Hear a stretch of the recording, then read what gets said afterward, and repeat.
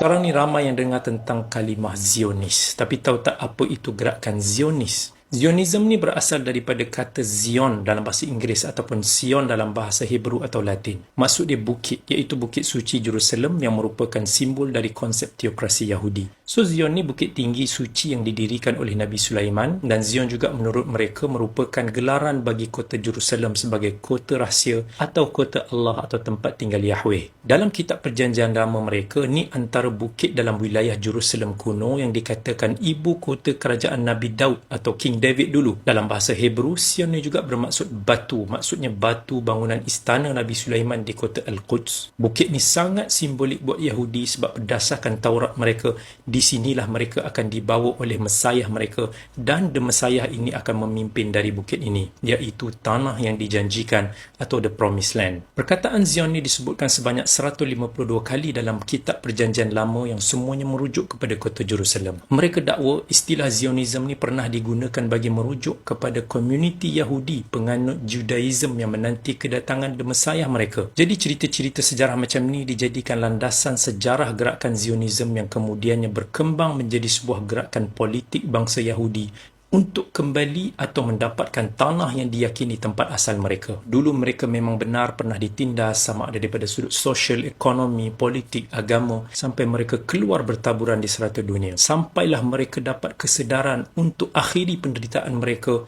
dan berusaha apa juga cara sekalipun untuk dapatkan kembali tanah bersejarah mereka di bumi Palestin. Di Spanyol, ketika Ferdinand dan Isabella berkuasa, mereka diusir dan dibantai. Di Rusia, terutama ketika pemerintahan Alexander II tahun 1881, mereka ditekan dan ditindas. Kemudian, antara tahun 1893 dan 1895, mereka diusir secara besar-besaran dari Rusia. Kemudian tahun 1905 terjadi pembunuhan dan penindasan di negara Moldova. Lalu mereka lari ke Eropah Barat, Amerika Syarikat dan Palestin sekarang. Tahun 1886, gerakan anti-Yahudi mula terjadi secara rasmi di Jerman. Begitu juga di Austria tahun 1884 hingga 1910. Perancis dan negara-negara Eropah lain pun terlibat sama. Kita pun tahu dalam sejarah 1889 sampai 1945, Jerman juga telah membantai melalui Hitler tekan Yahudi kau-kau. Jadi Zionism ni sebenarnya adalah kesinambungan daripada apa yang telah dilakukan oleh Yahudi sejak dulu. Mereka memang ada agenda sejarah, politik dan akidah pada gerakan-gerakan politik ataupun keagamaan Yahudi yang pernah ada sebelum ini lagi. Contohnya gerakan Makabi tahun 500 lebih sebelum Masihi yang tujuan utamanya adalah untuk kembali kepada Zion atau membangun Haikal Sulaiman.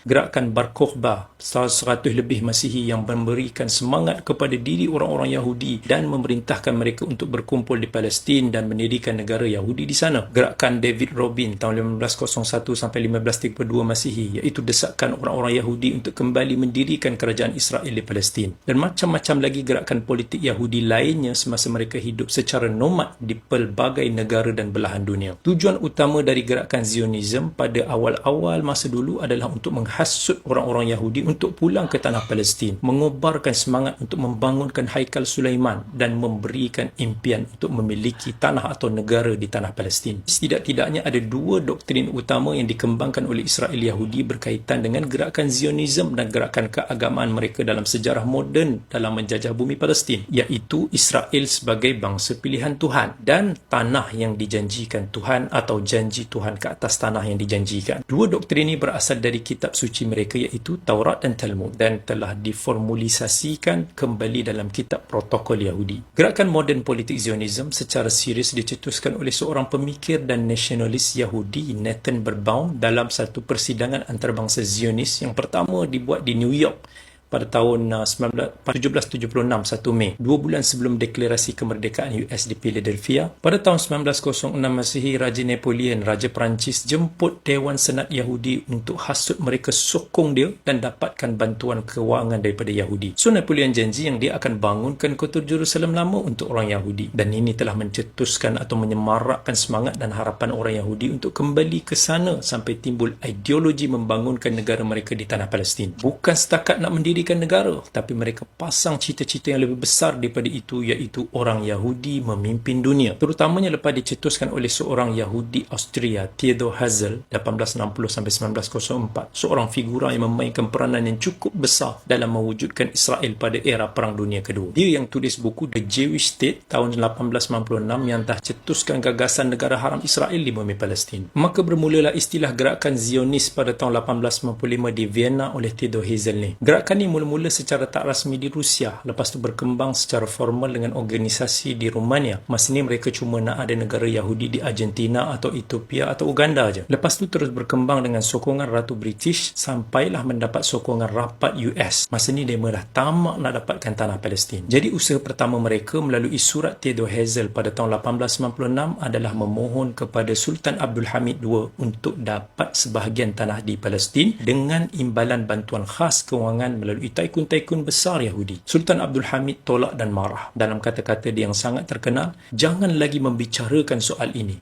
Saya tidak akan dapat memberikan walau sejengkal tanah pun kepada orang lain. Rakyat saya berjuang untuk mendapatkan tanah itu dan menyuburkannya dengan darah mereka." Sampailah dia kata, biarkanlah orang-orang Yahudi menyimpan berjuta-juta emas mereka di dalam peti mereka. Setahun lepas tu, tahun 1897, orang Yahudi buat satu kongres di Basel, di Belgium kalau tak salah, untuk menegaskan lagi gagasan Zionism ini. Kongres ini himpunkan cendekiawan Yahudi seluruh dunia dan akhirnya termeterailah protokol Yahudi yang terkenal, The Protocols of the Meeting of the Elders of Zion, yang dikatakan diistimbat daripada kitab-kitab suci mereka. So this is where it begins. Segala keputusan-keputusan dan perancangan jahat mereka yang memainkan peranan besar dalam mencorakkan peristiwa dunia. So from here, mereka dah bergerak cepat dan tersusun. Pencapaian pertama mereka sudah tentunya kejatuhan Khilafah Uthmaniyah yang telah membuka gerbang perancangan mereka bermula dengan mendapatkan lokasi Palestin sebagai pusat mereka. Jadi berdirinya negara Israel berpunca dari gerakan Zionism politik yang pada awalnya hanya merupakan keyakinan bangsa Yahudi akan memiliki negara independen. Mereka sanggup buat apa sahaja cara, terutama dengan melobi dunia dan menguasai media. Boleh baca 24 protokol mereka yang ada di Google. Kemudian pada tahun 1917, Inggeris mengeluarkan deklarasi Balfour dan menjanjikan akan menghadiahkan sebuah tanah air kepada Yahudi di Palestin. Tahun 1918, Palestin jatuh. Palestin dirampas dari Khilafah Turki Uthmani. Setahun kemudian secara rasmi mandat atas Palestin diberikan kepada Inggeris oleh PBB. Kemudian pada tahun 1947, PBB dengan sewenang-wenangnya membahagi dua wilayah Palestin. Akhirnya pada tahun 1948, negara yang mereka dambakan berjaya didirikan dengan kerajaan Yahudi sendiri. Maka bermulalah sengsara saudara-saudara Islam kita di bumi Palestin berterusan sampai hari ini dan akan berterusan sampailah ke tempoh kemenangan yang Allah telah janjikan buat umat Islam di akhir zaman.